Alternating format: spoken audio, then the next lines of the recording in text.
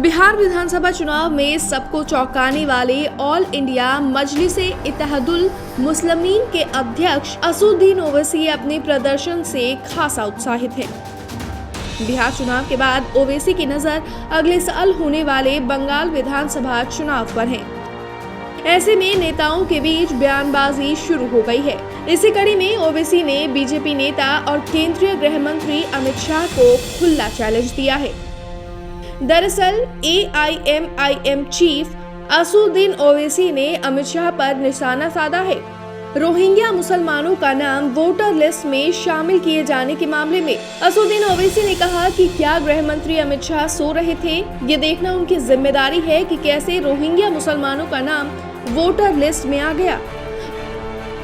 ओवैसी ने कहा कि अगर वोटर लिस्ट में 30,000 रोहिंग्या हैं, तो गृह मंत्री अमित शाह क्या कर रहे हैं? वह सो रहे हैं?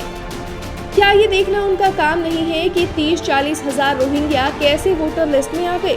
अगर बीजेपी ईमानदार है तो उसे कल शाम तक 1000 ऐसे नाम दिखाने चाहिए। ओवैसी यही नहीं रुके, उन्होंने कहा कि बीजेपी का इरादा नफरत पैदा करना है। ये लड़ाई हैदराबाद और भाग्यनगर के बीच है। अब ये तय करना आपकी जिम्मेदारी है कि कौन जीतेगा। ओवैसी के इस बयान को सीएम योगी के उस बयान का जवाब माना जा रहा है जिसमें योगी ने कहा था कि अगर हमारी सरकार बनती है तो हम हैदराबाद का नाम बदलकर भाग्यनगर कर देंगे। इससे पहले ओवैसी ने कहा था कि बीजेपी का मकसद ओवैसी के नाम पर चुनाव लड़ना है। तो क्या पीएम मोदी बदनाम हो गए हैं?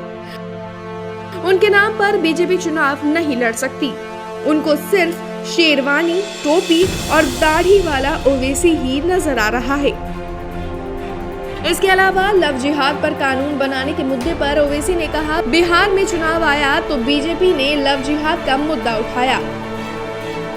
कह रही हैं कि लव जिहाद पर कानून बनाएंगे। अरे प्यारे, ये लव के साथ जिहाद कहाँ आता है? लव इज लव, ये जिहाद कहाँ से आ गया? हाँ, अगर कोई अगले ने मोहब्बत के लिए कहा कि जिहाद करूंगा तो मैं तैयार हूँ। साफ है कि ओवैसी और बीजेपी के बीच ये बयानबाजी आने वाले दिनों में और बढ़ने वाली है। Bureau report.